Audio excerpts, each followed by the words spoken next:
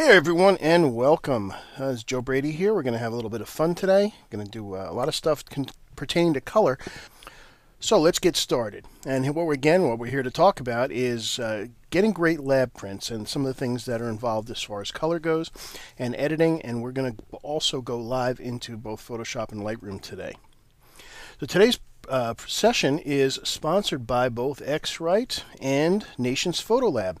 And if you hang around to the end, they're both going to have special offers for you as well. So here's what we're going to cover today.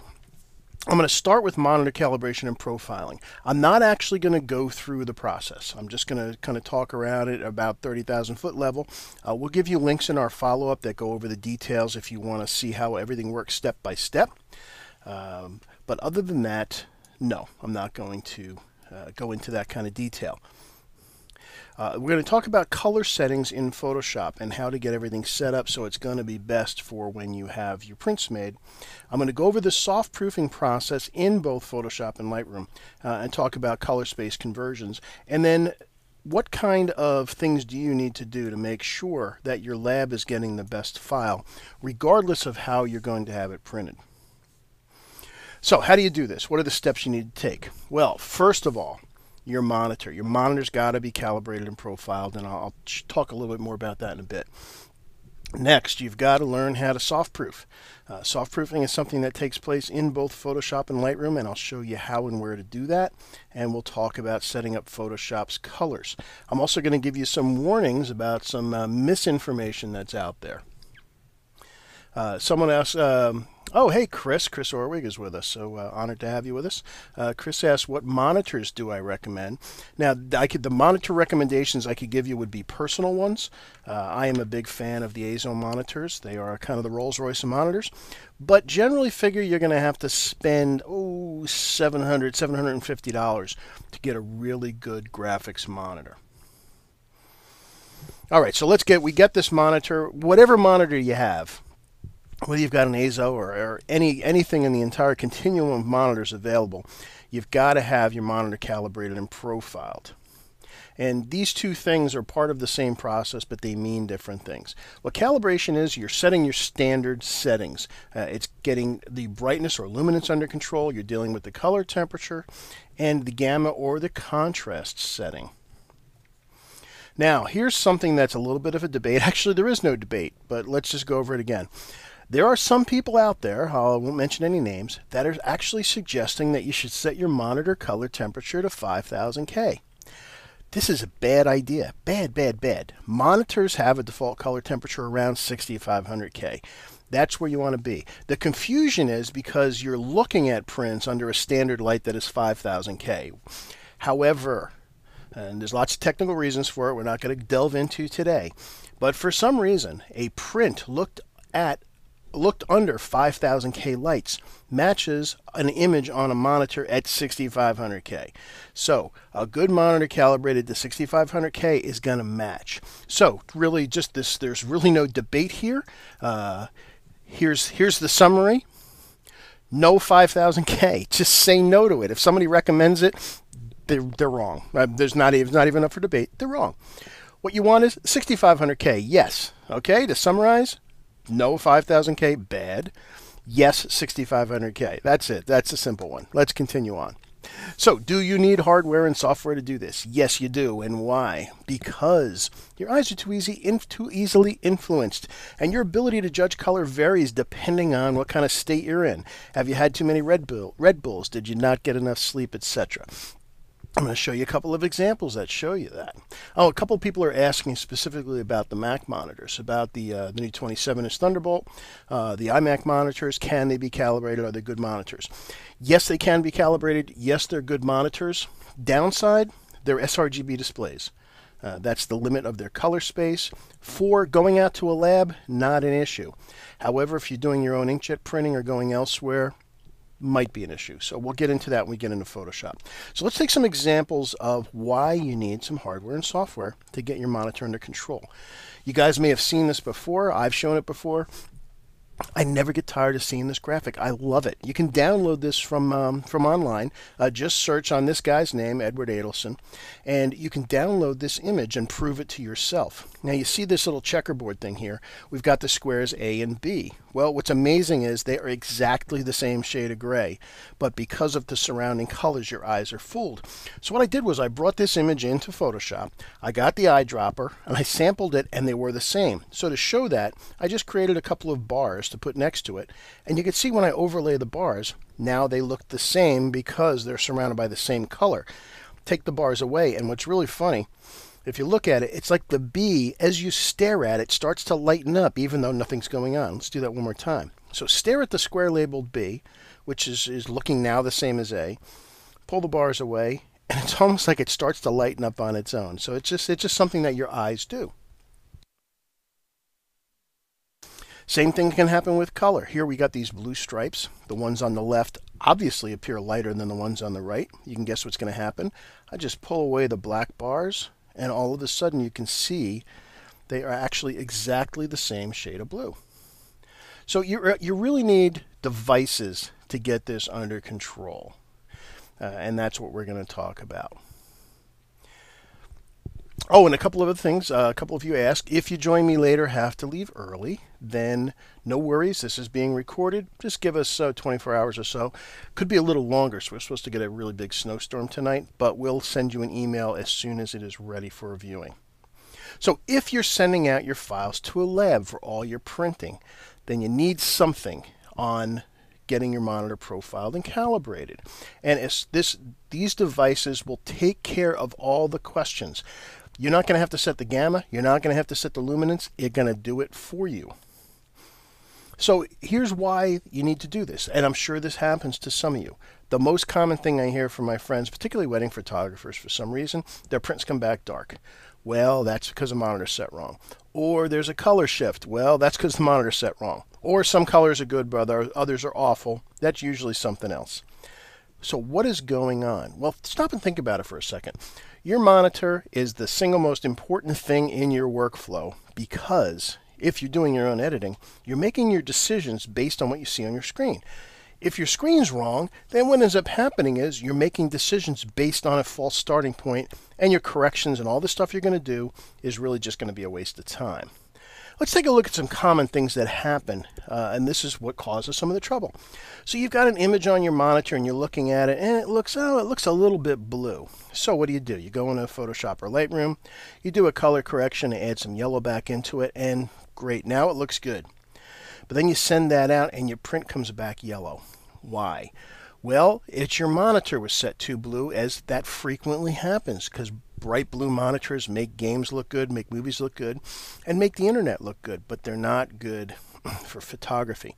So what ends up happening is you corrected for something that was already okay, but your monitor was set a little too blue. The other common thing is monitor brightness is too high, and here you can see it on iMac, and they do default to pretty high brightness. So again, you're going to go into your software and make a correction. So I go in and I create a layer to bring that brightness down. Now it looks great on my monitor. I send it out to be printed, and what happens? I get a print back that is dark. Again, why? Well, the file was fine. It was the monitor that was too bright. We adjusted to the monitor rather than was actually in the file. And that's why you need to have your monitor calibrated, because you don't want yellow prints. You don't want dark prints. You just want to get a perfect print when you go send out to your lab or you print on your own device. Someone asked if you're only working with labs, are SRGB monitors good enough? And the answer is yes, sure, because that's the color space they're going to work with. Okay, so here's two solutions. Now, I mentioned this before, and again, if you joined us late, I'm not going to go into demonstrations of the devices. I'm just going to give you highlights of them. If you're interested in that, when we do our follow-up, we'll give you links to programs that go over these in detail step by step. But my two favorite ones for really easy and simple are the Color Monkey display on the left, the Iowan Display Pro on the right. Gee, they look kind of similar. Yeah, same hardware basically. What's going on is the software they use is very different, and it comes down to how much detail do you want to get into when you're doing your calibration. If you just want it to calibrate and just plug it in and leave it alone and just do your thing, and when you're done, well, everything will be happy, get a Color Monkey display. Very simple to use and very powerful. It's a great device. If you're in a data and you want to take it another step, you want to see not only how good is your monitor, but how good is your monitor from corner to corner, how is it different from the middle to the bottom. It will tell you kinds of things like that. It will trend your monitor over time. It will allow you to do bigger patch sets to get even a slightly more accurate color display profile.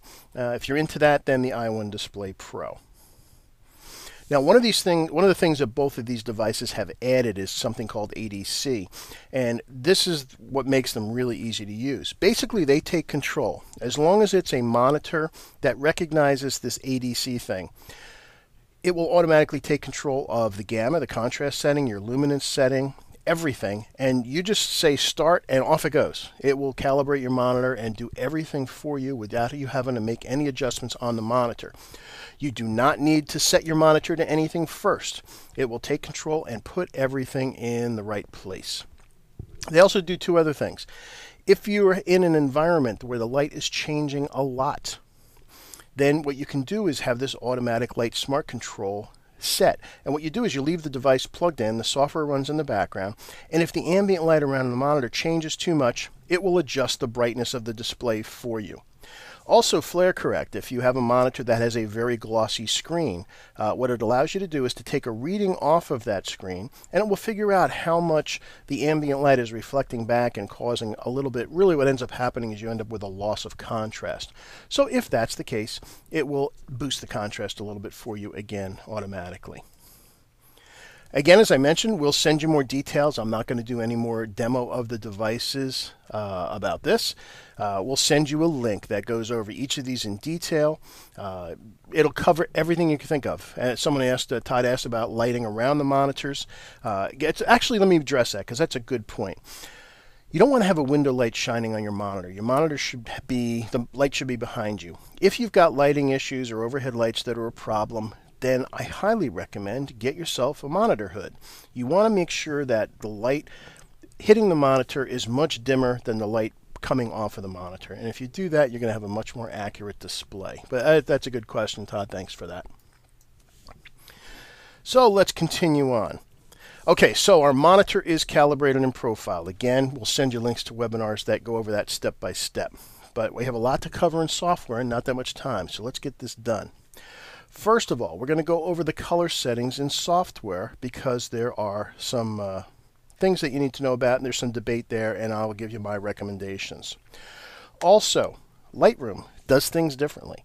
Lightroom now has soft proofing, but the color management happens on export, so we're going to go live into both of those programs and go over the process for each one. So we're going to first go into Photoshop. We're going to adjust an image there. We're going to see how to soft proof. But first, let's just jump into Photoshop first. And I've got an image ready for you. And the first thing we're going to do is take a look at color settings.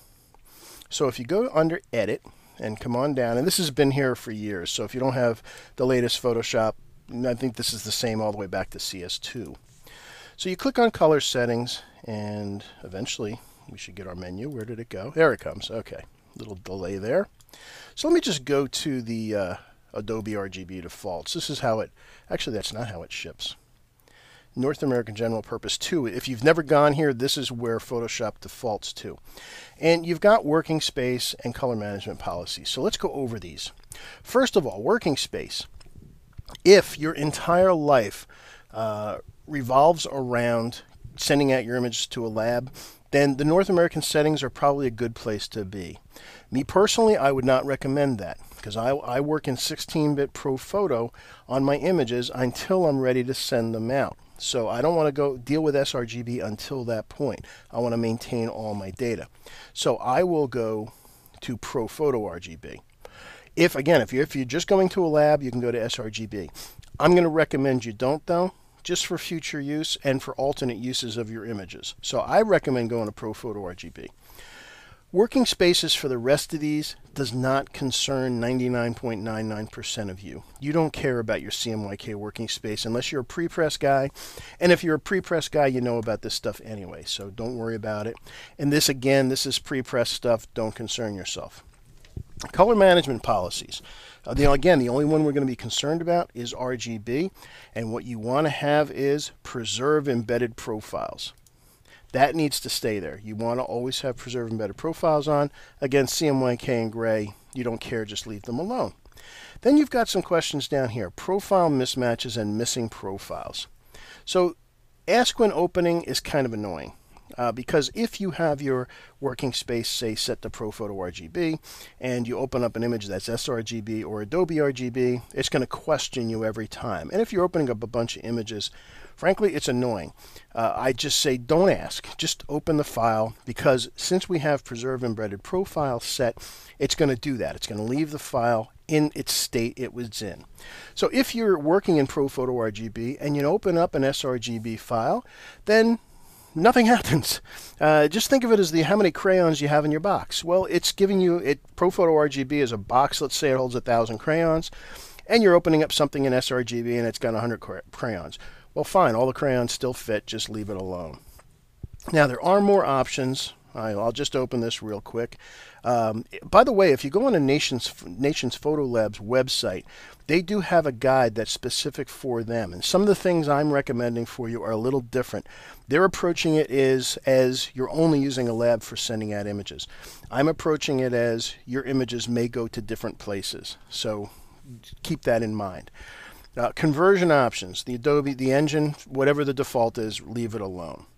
The rendering intent. Nations recommends you put the default at perceptual.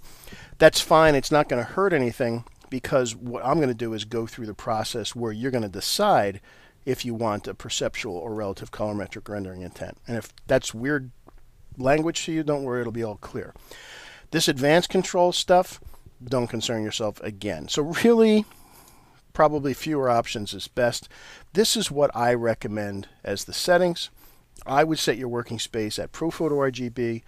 Again, if a lab is all you're doing, then you can go to sRGB. The other thing, again, just to review monitors, much of the monitors out there are still only capable of sRGB. And that includes all of the Apple displays, both the iMacs and the new ones.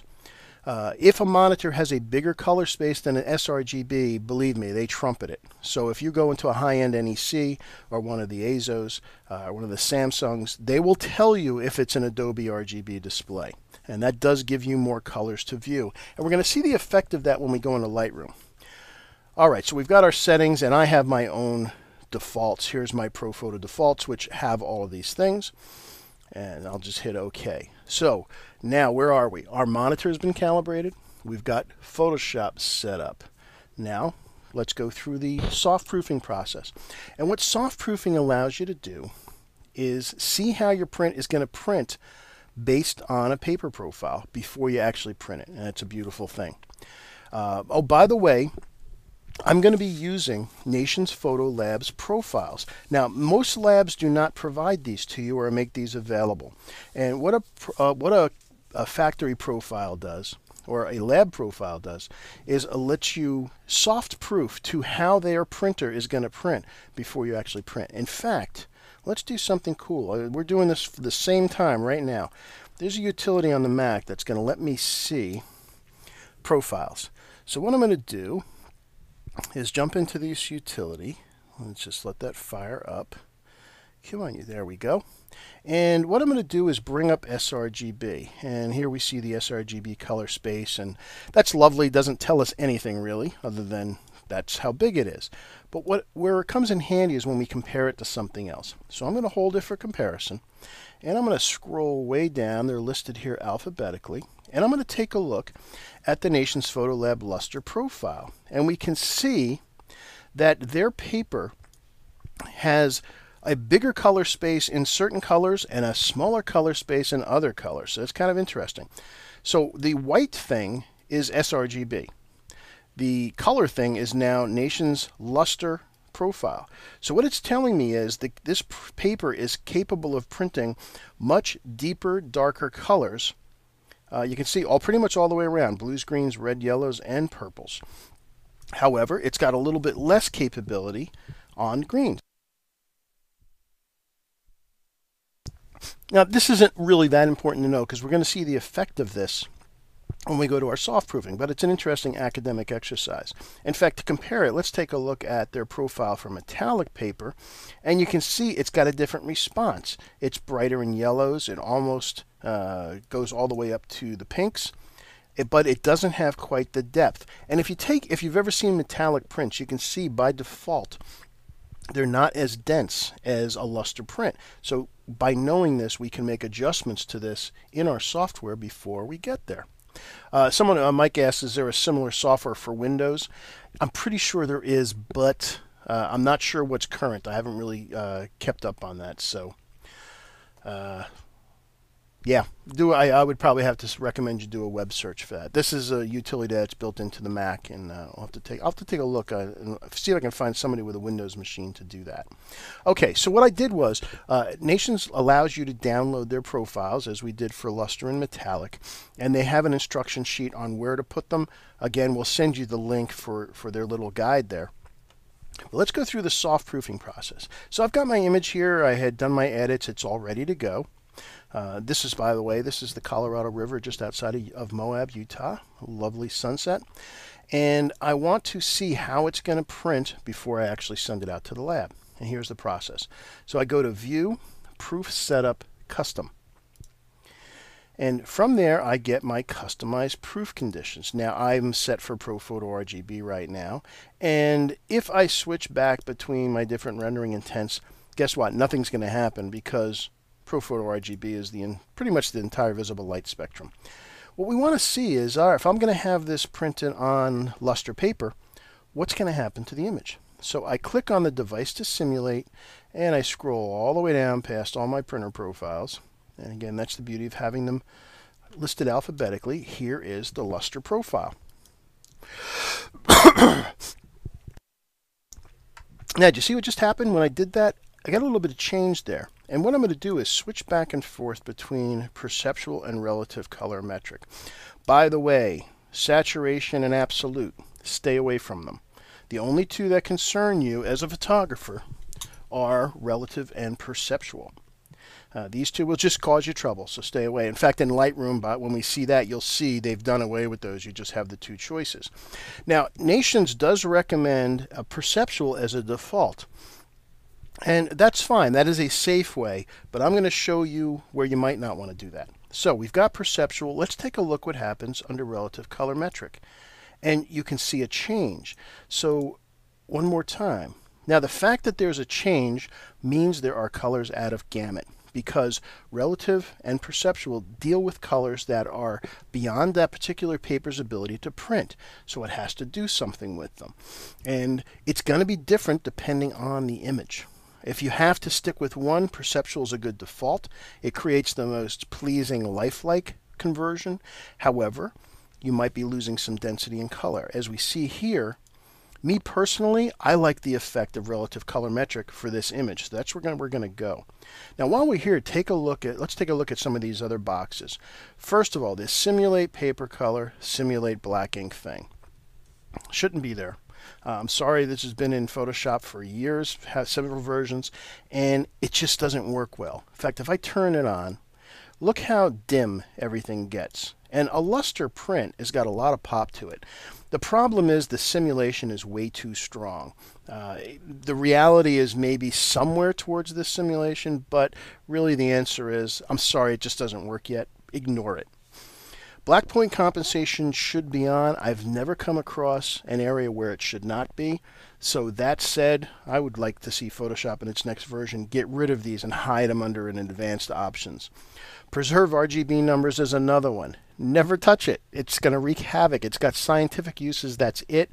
It should go away from this menu. So we've taken a look back and forth. We've seen perceptual Lightened up the sky. Yeah, I want the brooding sky, so I'm going to go relative colorimetric. It also maintained this orange glow we've got in the setting sun on top of these buttes here.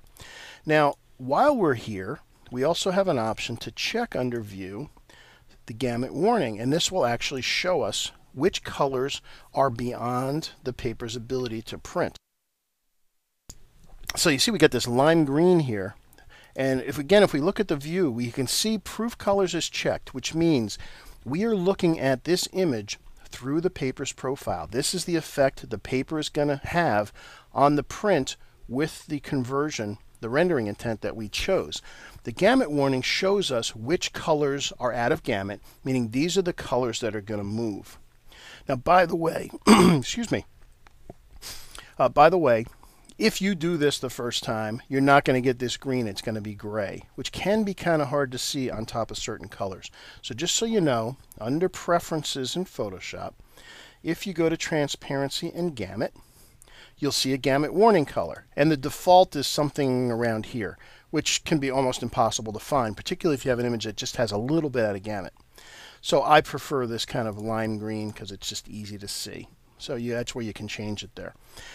All right, so let's turn off the Gamut warning.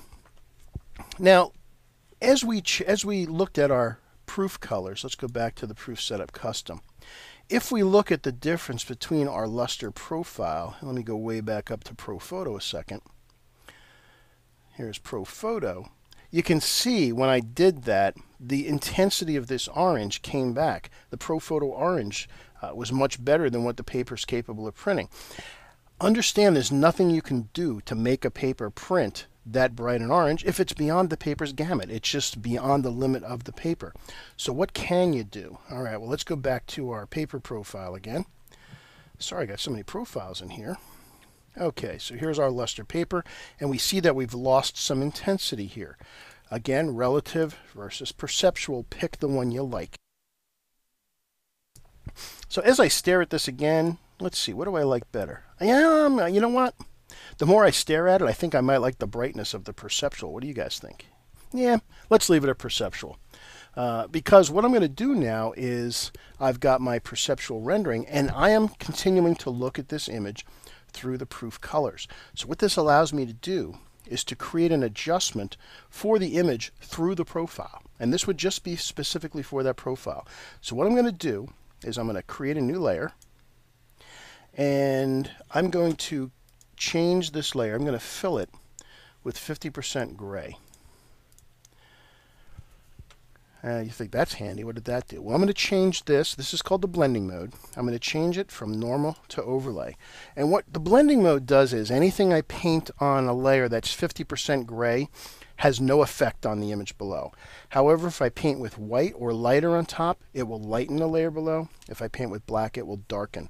So what I liked, again, remember, we're looking at this through the paper profile. I've decided I like what it's doing up here, but I thought it opened up this part of the sky a little too much. It made it a little too bright. So what I'm going to do with this overlay layer is I'm going to get a brush, and I've got black in the foreground, and I'm going to give myself a nice big brush. Oh, by the way, how do you guys adjust your brush size? I'm sure a lot of you are saying they use the bracket key. So I can use the right and left bracket and it makes it bigger and smaller. But the answer is really no. I'm going to show you a better way. On a Mac, hold down Control Option or Control Alt and click. And as you drag left and right, it makes the brush bigger or smaller. In fact, let me make it 100% so you can see it better. Okay, so there it is, bigger or smaller. And if I drag it up and down, it changes the edge hardness of the brush. Very handy shortcut. Once you start doing this, you'll never do the brackety thing again. On a PC, on Windows machines, I believe it's Control right click will accomplish the same thing. So I've got my brush. I'm going to make a nice big one. I want a nice soft edge. And I'm just going to work at 10%. So again, up at opacity, a keyboard shortcut for that to go to 10% is just type in 1 on your keyboard real quick. You see it changes to 10. If you want 40%, just type 4. If you want 100%, you type 0. So let's go back to 10%. And with black, I'm just going to darken up this area here a little bit, just to get a little bit of that density, because I want to maintain the focus on the center of the image. Now, by the way, this overlay method of burning and dodging is pretty handy, but if you've got something that's a great bright highlight, you can't use it because it won't affect something that's really bright. There's another way to do that, which I'll show you in just a second. So where might I want to lighten up? So let's hit X to put white in the foreground. I'll give myself a little bit of a smaller brush, and I'm just going to lighten up the base underneath just a little bit. It'll just kind of subtly draw your eye to that middle. In fact, I'm going to do it there as well. Now, if we turn this overlay layer back to normal, you get to see what I just did. You can see I put a little bit of lighter there, and just darkened this up. So I go back to overlay. It was a very subtle correction, but watch what happens when I turn that layer on and off. Just that. You see how it's reset where you're looking? Your eye is drawn to the light part. It's kind of going up to this left-hand corner. By just doing that little subtle change we did, it had a little bit of brightness there and there. It kind of refocused you into the middle. Great. I've got my image the way I like it. Now, I can have my image ready to go out to print. Someone, by the way, Joe Drevis, how the heck are you? I've known Joe for years. Great Photoshop instructor in his own right. Nice to see you there, Joe. By the way, Joe mentions that instead of overlay, if you like, you can also try soft light, which is an interesting point. I had already tested this one, so I knew I liked overlay better. Basically, the difference between these two, and this is a subject for another day, but the contrast curve on what happens is gentler on soft light than overlay. But you can try that, or if it ends up being a little too strong, you can just bring down the opacity.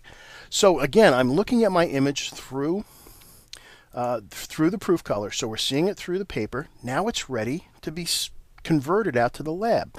Now we're not going to convert it to the lab's profile. That's a bad thing because then they're going to end up, it's something called double profiling, which is bad. What we want to do, our goal is to send the lab a file that is an sRGB that has been done on a calibrated monitor. So here's what we're going to do. We're going to go to Edit, Convert to Profile, and we're going to change it from ProPhoto RGB, not to the paper profile, but to sRGB. Now, you might ask, why would you do that? Because that is how the printer's profile, the printer's software, is designed to convert into its color space. And you saw when I did that, the image overall lightened a little bit because we were looking at it in ProPhoto RGB. So again, I might want to make a little bit of an adjustment here. So let's do that. I'm going to go into just simple brightness and contrast. I'm going to bring the brightness down a little bit, and I'm liking what I see. I like the image here. Great. Now I'm going to save this as a JPEG. Now most labs will take either a TIFF file or a JPEG. I like sending JPEGs just for size and transmission. Since this file has never been a JPEG before, saving it as a high quality JPEG the first time isn't going to hurt it as far as printing goes. Oh, also, by the way, image mode, you can see I'm in 16 bits per channel. If you're going to do it as a TIFF, you're going to want to probably convert it to 8 bits because the lab wants an 8-bit file. And this will be something you should talk to your lab. When you save it as a JPEG, it would do that for you, but it's an extra step that it doesn't hurt to go through. So I've got my file. I've converted it to sRGB. Let's do Save As. And I'm going to save it as a JPEG file. And I'll put it right in my demo file. And I'll call it, let's see, we'll call it Moab, since that's what this was. And you can see it's got the embedded profile. It's already been converted over to sRGB. Save that. I'll save it at the highest quality. And then that file, whenever I send it over, is going to be ready for printing. Sean asked, should you convert to sRGB before making your changes? I would try it both ways, actually. Generally for me, the answer would be yes. I will do that. Oh, and Marjorie asks, why don't you use assign instead of convert? Assign is for a file that does not have a color space assigned to it. And generally, the only time that happens is somebody sends you a screen capture or something. You don't want to assign a file. We need to be able to convert. Someone also asked a good question. Let's see who asked that. Greg asked about how about my histogram combing here. Well, we converted from ProPhoto RGB to sRGB. So yeah, let me just oops, let me go back to the main layer again and bring up the levels, and you can see that it really isn't there. This histogram has not been updated.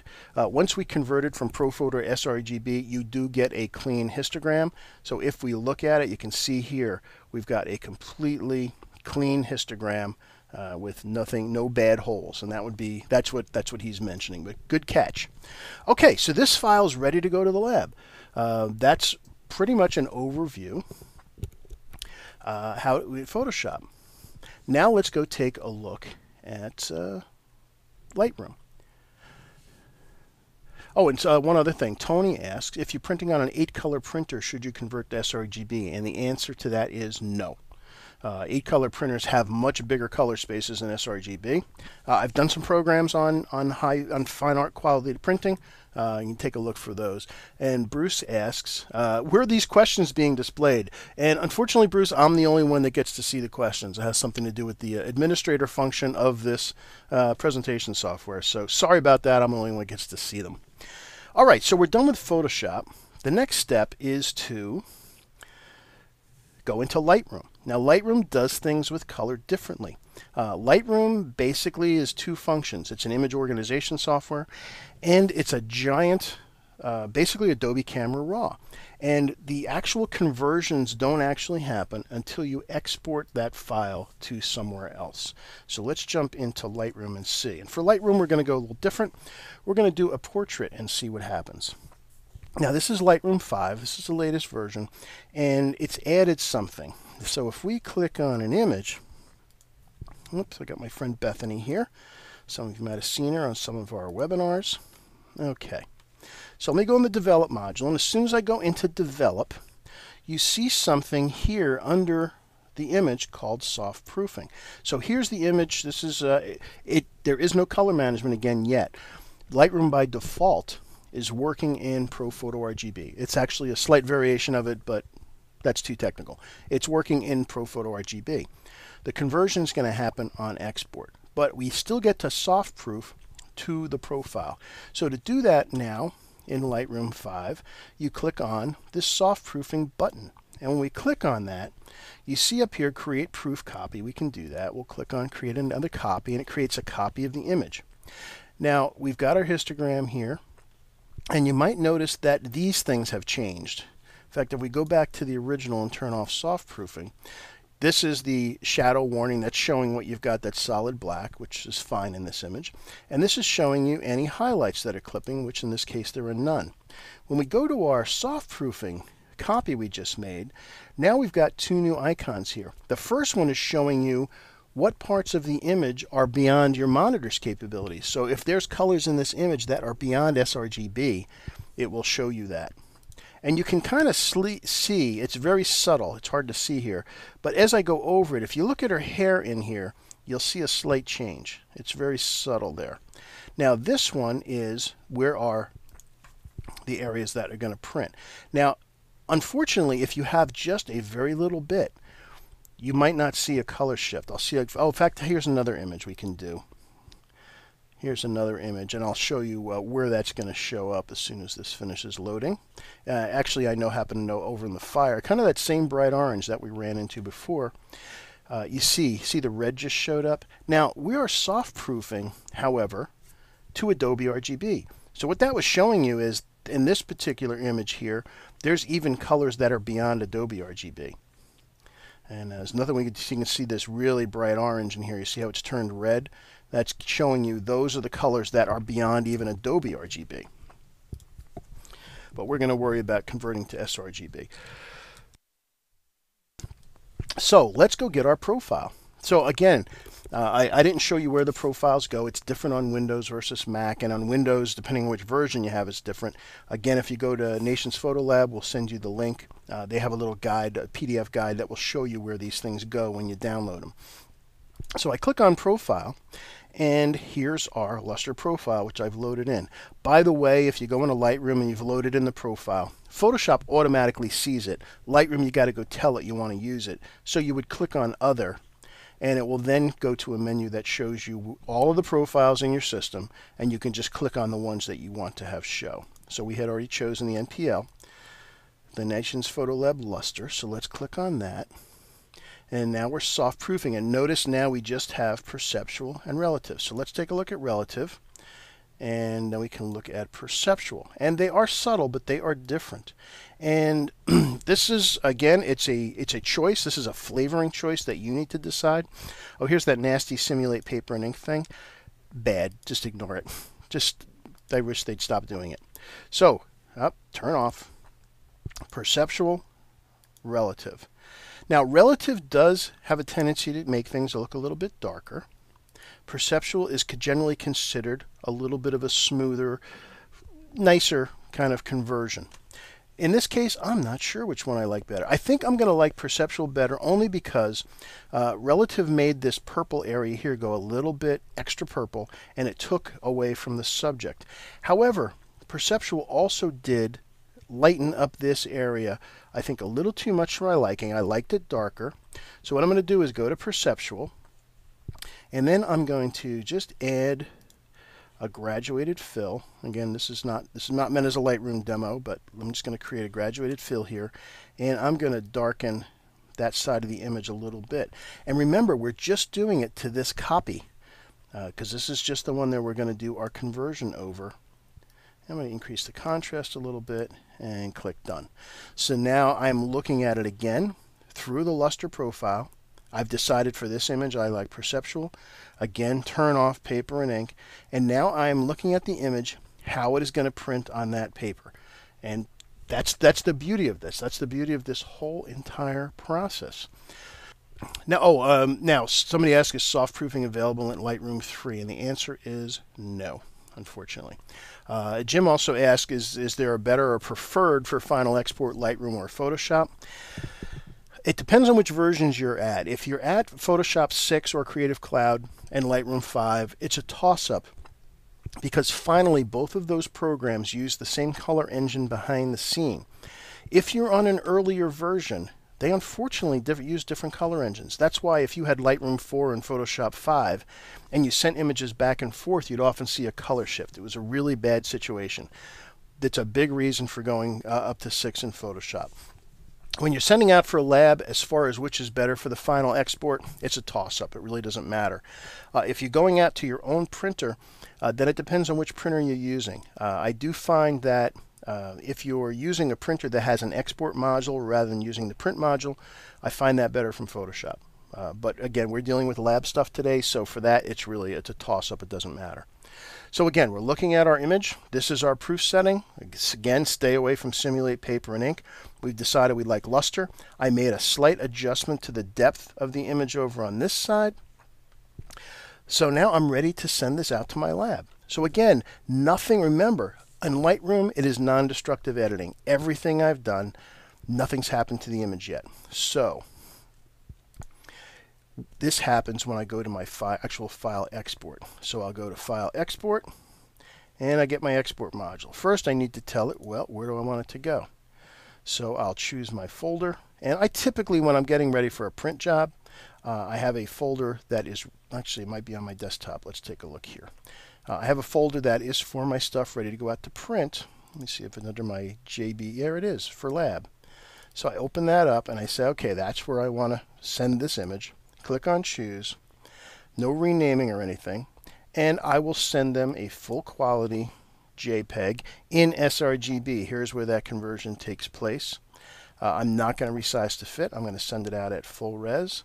I keep my metadata in the file, no watermarking for a print. That's all I need to do. There's my settings. Again, if you're a person that prefers TIFFs, you can go to other and send it out as a TIFF. But I think you'll find that when you're going out to a lab, it doesn't matter. Since this is the first time it's being saved as a JPEG, it's not hurting anything. Then I click on export, and what it does is it takes this file with this rendering intent, with the adjustment that we made on that dark background to again refocus on our subject. This is what the file looks like. And that's it. If you follow these guidelines, regardless of which lab you do, this is what's going to happen. You're going to get prints that look like you saw on your monitor, and that's the beautiful thing. So let's see. Here, okay. Here's a good question. Someone asked that state that labs work with 300 dpi resolution. The actual answer is labs do not work. Labs don't care what the resolution is. Don't do anything with resolution. You're just sending them the file in its full resolution, whatever it happens to be. Do not do any re-resing of that file. Don't change it. Now, the default in Lightroom is 240, which is designed for inkjet printers, but it really is, it doesn't even come into play. You're just sending out the file with whatever resolution the file was. That's it. So don't even concern yourself with resolution. You just send them out the best file possible, and they're going to do that.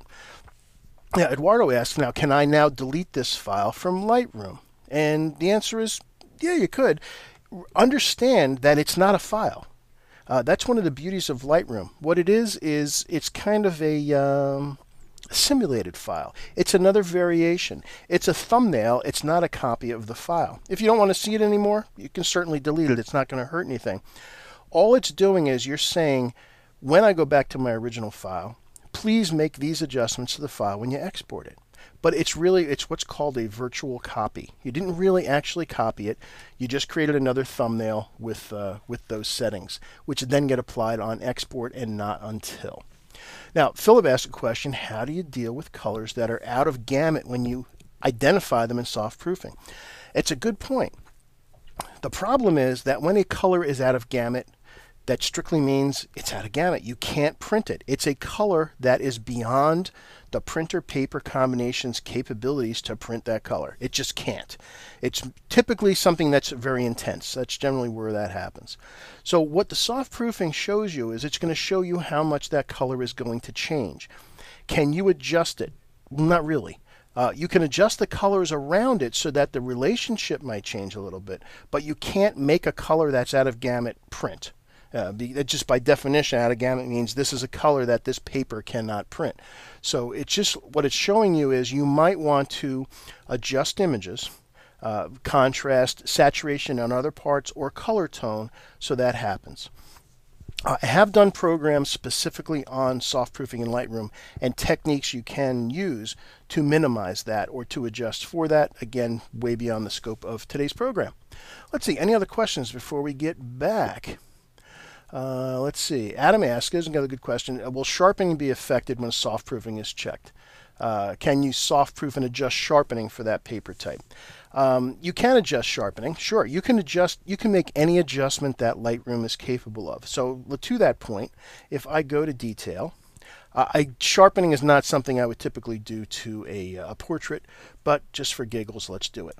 So let's see, I go into Bethany's eyes here. This is an image I actually downsized for just for speed's sake. This is not the original raw file. In fact, let me back off on that. So if I decided, oh, I want a lot of sharpening, I come way up to 70%. You can see here, as I hide this, you can see I'm getting kind of a nasty little, starting to get a nasty grain on her skin, which I don't want.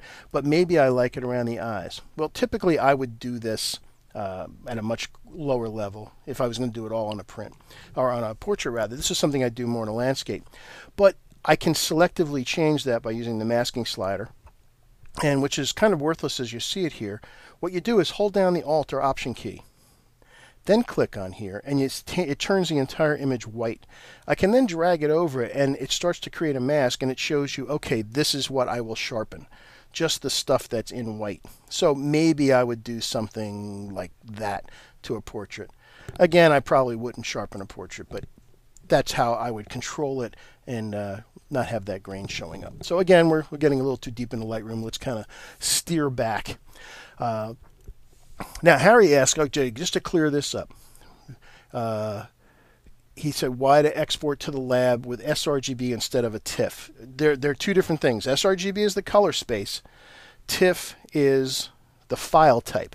It might have just been a typo. It might have been asking JPEG instead of TIFF. JPEGs, they're being smaller files, they transmit better. And if you are sending a whole bunch of files up to a lab, which is typically what I do, it just takes time. It takes less time, and it has a cleaner transmission. So there's nothing wrong with sending them a TIFF. They will print just fine. But there's no sacrifice. There's no image quality loss in a JPEG that is being created the first time from a raw file. So no worries there. Okay, and Jan, someone else mentioned that a lot of lab machines don't recognize TIFF files. Depends on the lab and the software. Talk to your lab, but JPEGs are universally accepted. And if you do it this way, really, it's not going to be a worry. Everything is going to work just fine.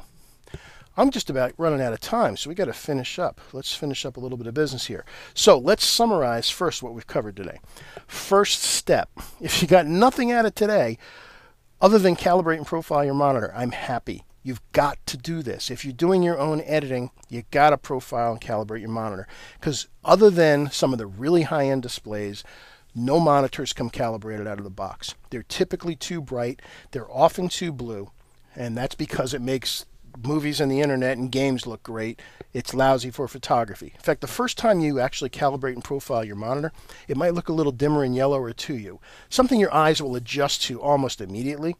But understand that when you do that, what you're actually seeing is the real data in the file. The monitor is not influencing the color as it is on an uncalibrated system. So, soft-proof the labs.